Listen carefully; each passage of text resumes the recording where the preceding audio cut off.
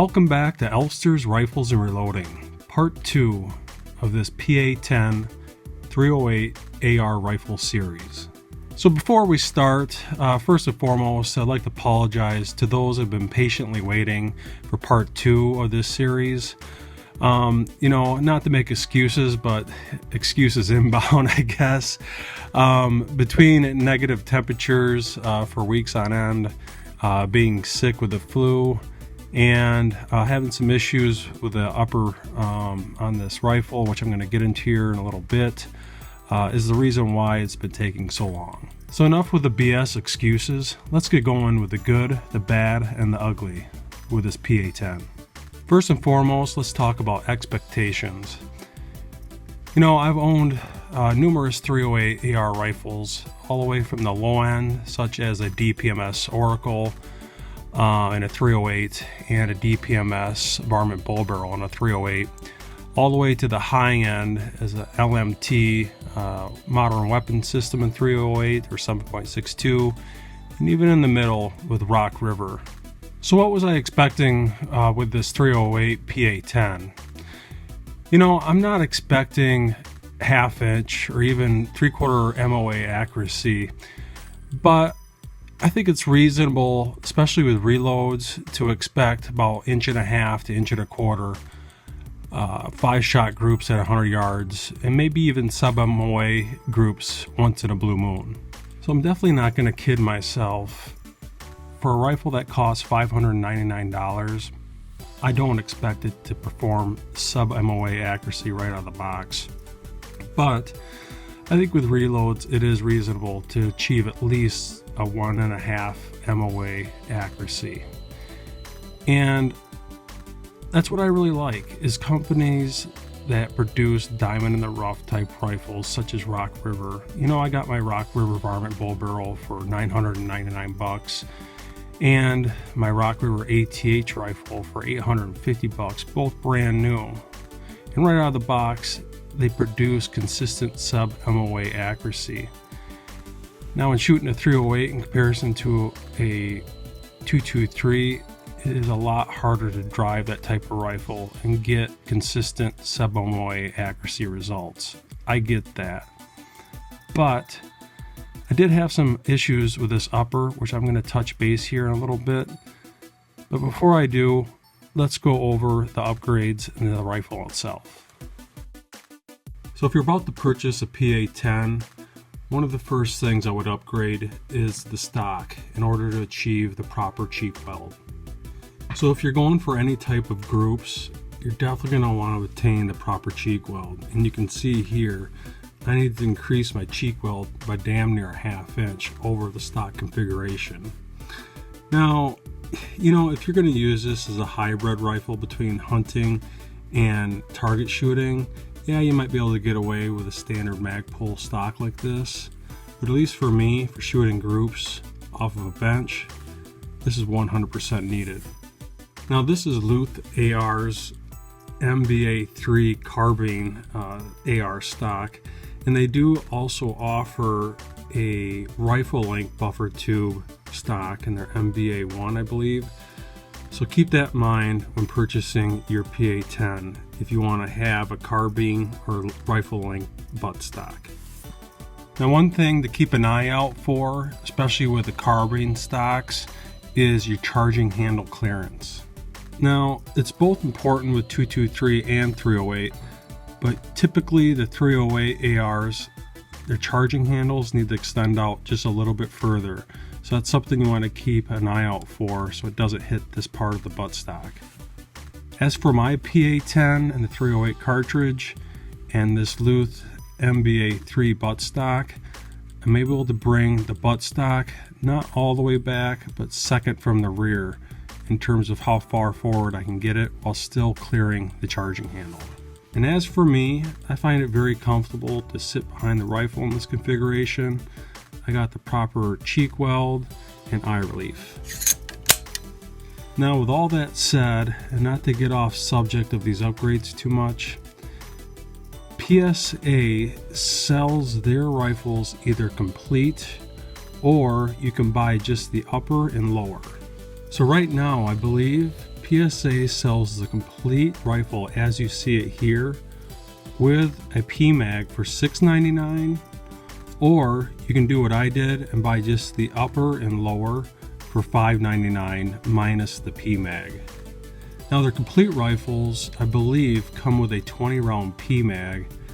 Now me personally, I like to shoot off a bench for shooting groups, and I actually don't like to use a 20 round PMag. I actually like to use a 10 round PMag so that the magazine doesn't hit the bench and only the grip rests on the bench itself.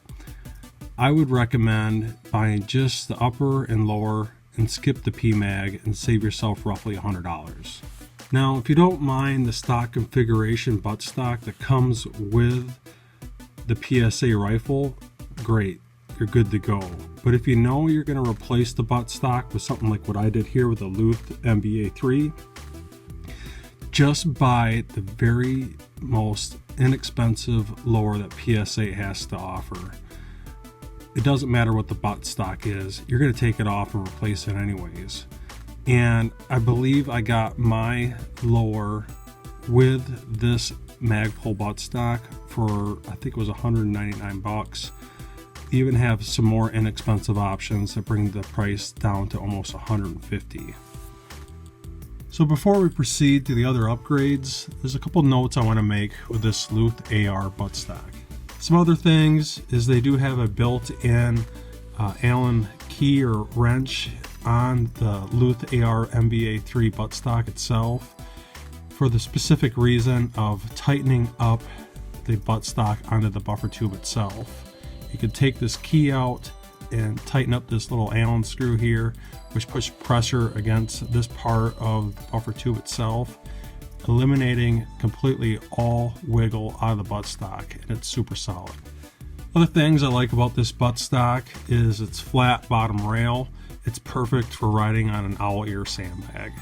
And if you're into monopods in the rear buttstock, it is Picatinny railed for that purpose. One other note is this part here for actually adjusting the carbine stock backwards and forwards. If you do need to take the carbine stock completely on or off, you'll notice there's a little notch here on this adjustment piece, which needs to line up with this part of the plastic buttstock itself. If you bring that down and press it against that small part of the Luth AR buttstock, it will extend this a little bit further and will allow you to take the buttstock completely on or off. Finally, the very last feature that I like about this buttstock is its weight. In comparison to the Magpul PRS, which I wouldn't say it's a considerable amount heavier, but I would say it's noticeably heavier in comparison to the Luth AR buttstock, especially the carbine. I think from now on, if I need a carbine or even a rifle length buttstock with a rifle length buffer tube, I think this Luth AR is going to be my go-to buttstock from now on. It even comes with a steel insert for this little hole here for a QD sling attachment. Enough said.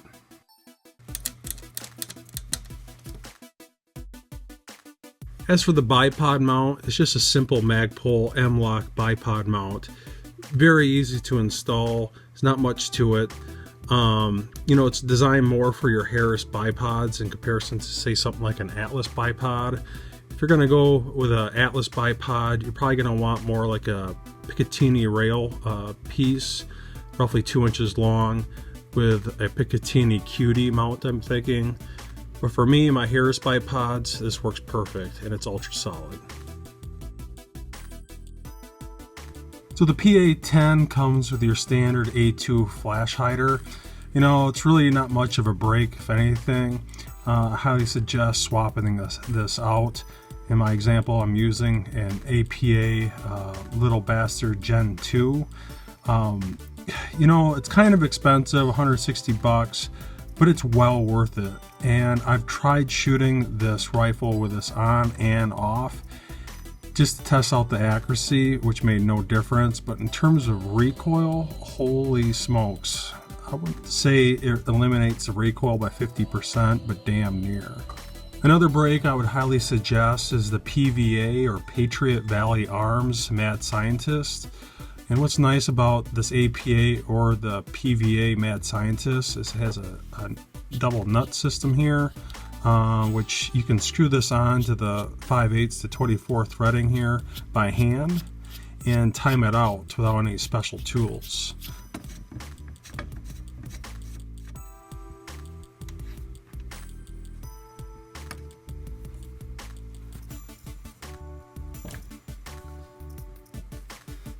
And that's it. It's timed out all by hand. And when I want to move this to a different rifle, such as my 243 RPR, some of my other 223 AR rifles, or heck, even my Tikka 308, I only have one of these and it works for all my rifles. It just doesn't get any better than this. As for the A2 flash hider that comes with the PA10, it was very easy to come off. It just has this squash washer here. It wasn't Loctited on. Just grab a pipe wrench. I typically put a little piece of blue painter's tape over this part of the flash hider not to scratch it, and just give it a good tug. It'll come clean off. Now if you're using your PA10 just to sling lead down range, spray and pray type of thing, I guess a stock trigger is good enough. But if you're going to shoot any type of groups, 100%, your next upgrade will need to be the trigger. Now, not to be too harsh here, but the stock trigger is probably the worst trigger I've ever felt in any rifle, bolt action or AR. Now I got this velocity trigger that has a 3-pound pull on the trigger itself, and it's very easy to install. I got this stock trigger out of the lower and got this installed probably within, I'm guessing, 10 minutes or less. And the 3-pound trigger on this velocity trigger is amazing, and I would highly suggest getting it. It's very close to my Geisley triggers. And I got this velocity trigger shipped with 3 PMags from Brownells with a promo code for $139, in which I expect to sell the PMags for roughly $20 to $30, bringing it down to about $100. And if you haven't installed the trigger before, not to worry. Velocity Triggers actually has a YouTube video that shows you how to install it. You just gotta search for it, you'll find it. It's really easy.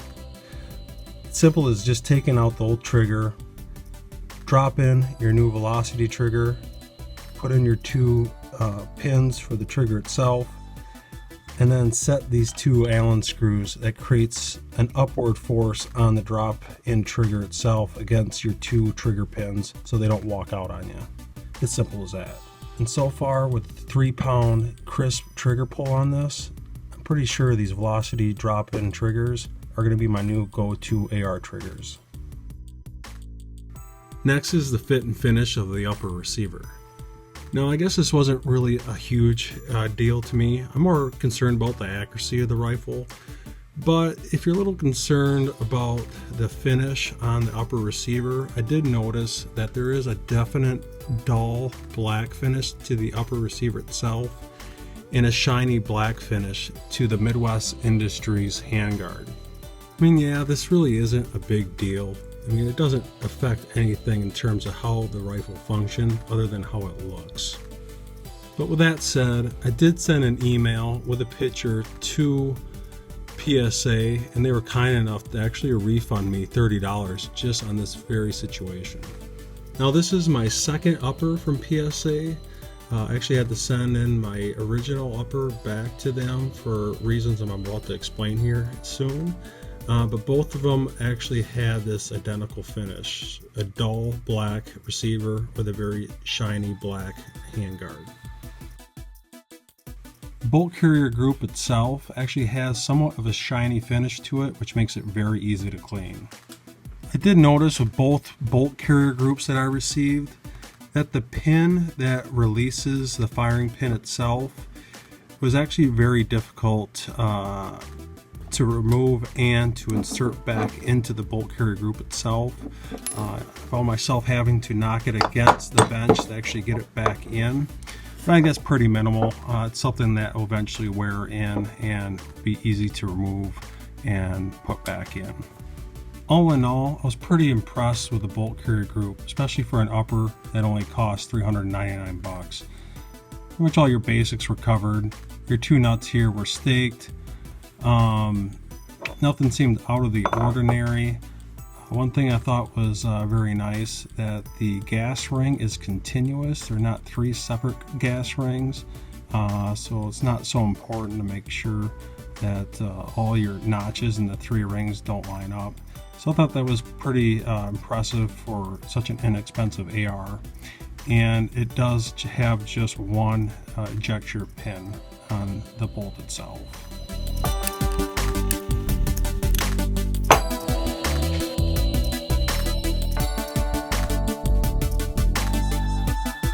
Something else I like to try and keep an eye on when buying an AR is how freely the magazine drops on an open bolt. And that's absolutely no issue with this AR. Something I want to mention while I'm here, and I probably mentioned this in my quick tips and saving money videos, is to put a little piece of Velcro on your brass deflector in order to keep the dents out of the side of your brass casings when they're ejected. Trust me, it saves you a lot of headache in the reloading world. Now the upper and lower fit on this, I would say, is actually pretty darn good. I mean, there's a little bit of slop, not too much. If I had to compare it, it'd be very similar to a DPMS. As for the union of the Midwest Industries handguard to the upper receiver itself, it's ultra solid and it's not going anywhere.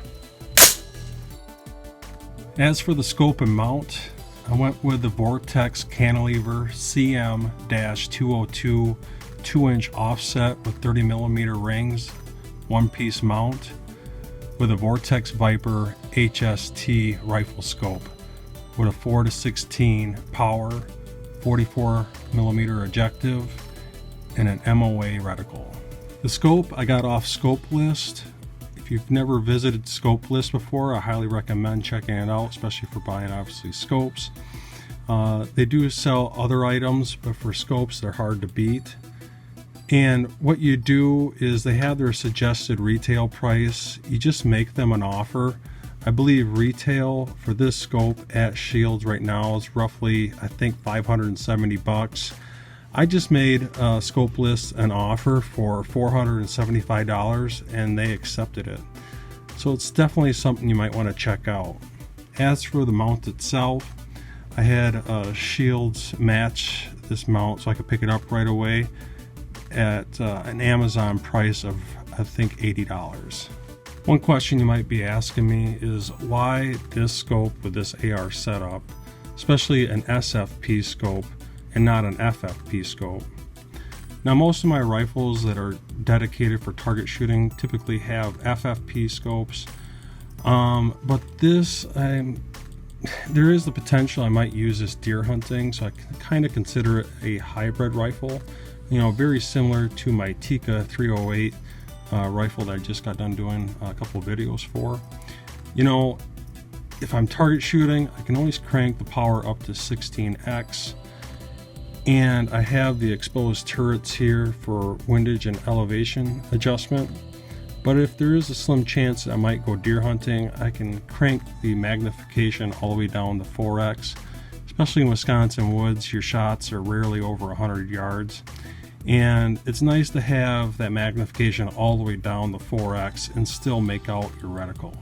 And the other nice feature about this PA10 is it's surprisingly very lightweight. It's actually probably one of the most lightweight 308 AR rifles I've ever owned. And a lot of that's due to the Midwest Industries aluminum free float handguard. It's very sturdy and it's very lightweight, but I think a lot of the weight savings is in the barrel itself. So the 18-inch stainless steel barrel that comes with this upper, the profile is damn near the same diameter from the end of the chamber to the muzzle itself. You know, if this is a hybrid rifle for you for hunting and target shooting, you know, that can probably be a good thing to keep the weight off the upper itself. But if you're target shooting and you're taking continuous rounds, say over 30 rounds, middle of summer, it's 90 degrees out and this barrel's starting to heat up, there's a good chance that your point of impact of your bullets could start to open up on your groups and start to walk a little bit. As for my offset iron sights, they're just inexpensive sights I got off Amazon. I believe shipped for 25 bucks. If you do go with these, I highly recommend making sure you get the ones that have the Allen style screw and not the Phillips screw. They do have both of those, so keep an eye on that if you do decide to purchase these. You know, yeah, if you're competition shooting, I probably wouldn't get these, but if you just want to have something to screw around at the range, in my opinion, these are perfectly fine, and they're actually surprisingly accurate. And the other reason why I have these is for deer hunting. Say, for example, you have a deer that runs close past your tree stand, and you can't quite make it out in your 4x power. You can always tilt your rifle on its side and use these offset iron sights for a close-up shot. So another issue that I had with the first receiver, and it's really not that big of an issue, more of annoyance I guess, but on the first upper that I received, to pull the charging handle off the upper receiver and to snap it back in, it was rather difficult, and there was a definite burr on the upper receiver where the charging handle snaps into it. Like I said, it's really not that big of an issue, something you can actually fix at home. There's a small forging burr on there that either you could just file off, or in my case, I just ran the charging handle over and over and over, about, I'm guessing, 50 times until it became quite smooth. The second upper receiver that I received, though, 100% is night and day difference in terms of how smooth the charging handle snaps in and out of the upper receiver. So that concludes my review of the rifle itself and the upgrades. For overall appearance and overall fit and finish of the rifle, especially for the price I got it for, $570 for the upper and lower, I'm actually quite impressed. Everything seems quite solid, and especially with the upgrades on the buttstock and the trigger. The trigger's super crisp. I like the cheek weld in the buttstock. As it sits right now, it's an amazing setup. But that leaves us with one big fat elephant in the room, and that's the rifle's accuracy in the barrel itself. I've had this with other rifles before. Your first initial shots down range, especially more inexpensive ARs, it takes maybe 1, 2, maybe even 300 rounds down the tube for your groups to settle down and to shrink. And I always advise not to do low development until you have roughly, I would guess, 50 to 100 rounds down the tube, depending on how those groups are printing on paper. And typically I can tell if a rifle is going to be a pain in my rear end right out of the gate if the groups start creeping over 3 inches, which that was the case with this PA10. Right out of the gate, my first group, I don't know, I'm guessing was pushing almost 3.5 inches. In the second group, it shrunk down to roughly 2 inches. But every other group after that, I would say was consistently between 2.5 to 3.5, almost pushing 4 inches, which, yeah, I'm willing to give a barrel a chance, but not too much of a chance. If your first groups are roughly, I don't know, I'm guessing roughly 2.5 inches, there is a good chance after about 100 or 200 rounds that those groups will start to settle down and to shrink once that little burr or some imperfection in the rifling itself starts to wear down, and the aggressive nature of the new rifling settles down itself. But in this situation, there's only so much you can do when your groups are starting to push 3 to 4 inches, which had me concerned that something was wrong with either the barrel, the mount, or the scope. And I even tried some factory rounds switched back from my factory rounds to the reloads and back to the factory rounds on some of the groups, and they did not improve. I even tried taking the APA GEN2 brake on and off to see if that made a difference with the groups, which it didn't. And while I'm on the topic of that, to have the APA GEN2 brake on and off is night and day difference in terms of recoil.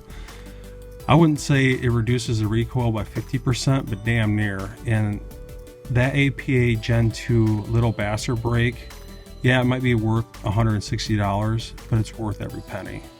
So I took the rifle home, took the brake off, I instantly beelined it to the crown, and I noticed some mill marks on the last inch of the crown, and I could tell that is most likely the culprit for why my groups were so bad. So I scrubbed down the barrel, got all the copper, all the carbon out of the barrel, especially the crown, to fully inspect it. And here's the picture to show you how bad it was. So I emailed Edward at PSA, which was very helpful, by the way, and he instantly set up an RMA to send this upper back and send me a brand spanking new one. Now, while we're on the topic of customer service, Edward that helped me was very helpful. He got me taken care of right away.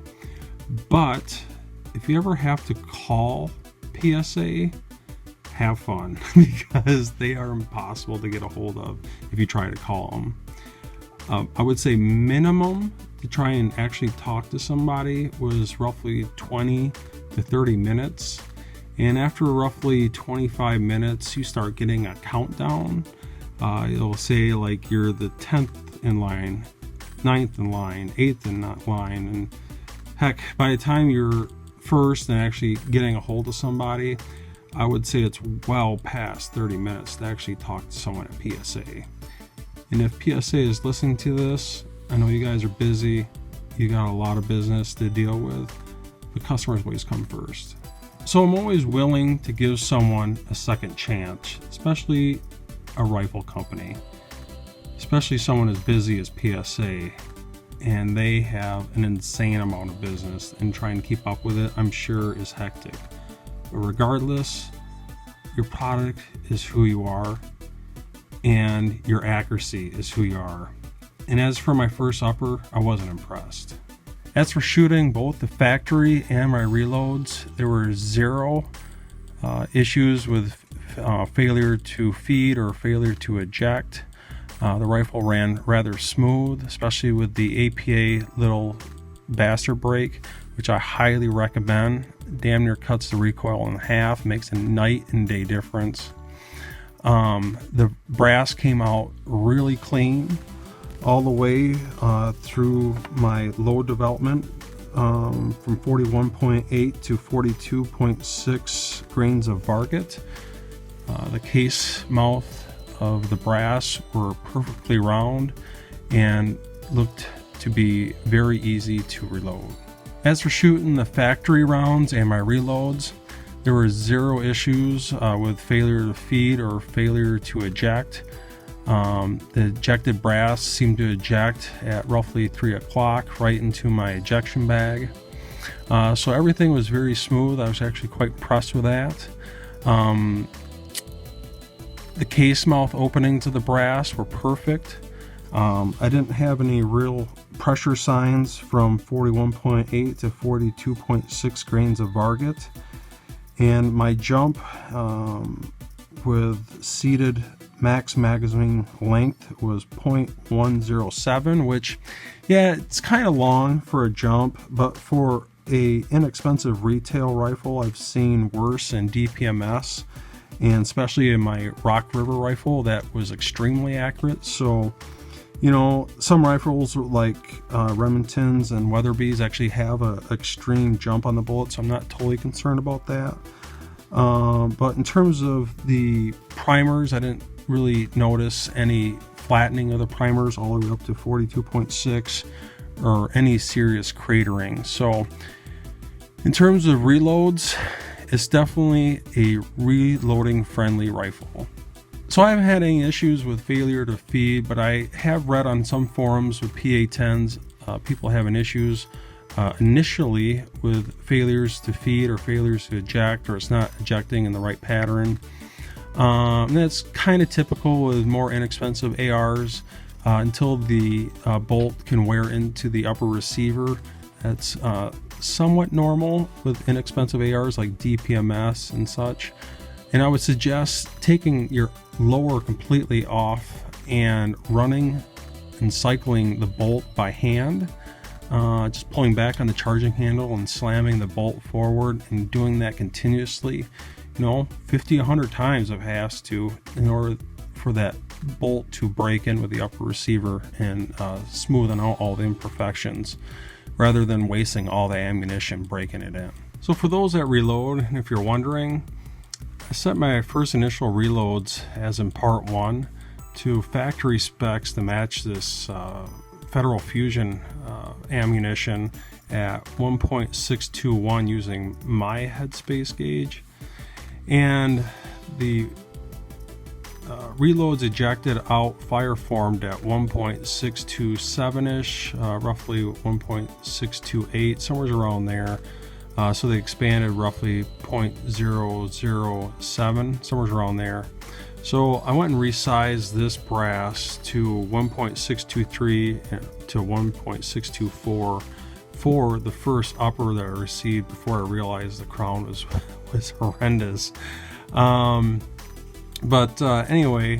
I think what I'm going to have to do here in part 3 is shoot some more of this factory ammunition to get the newly mounted scope sighted in, and to measure that ejected fire form brass to make sure that these reloads will work. And if they don't, I guess I'll just have to resize them again, but hopefully I don't have to do that. So with all that said, where are we at right now? So I got the second upper from PSA, and I immediately took the brake off and checked the crown.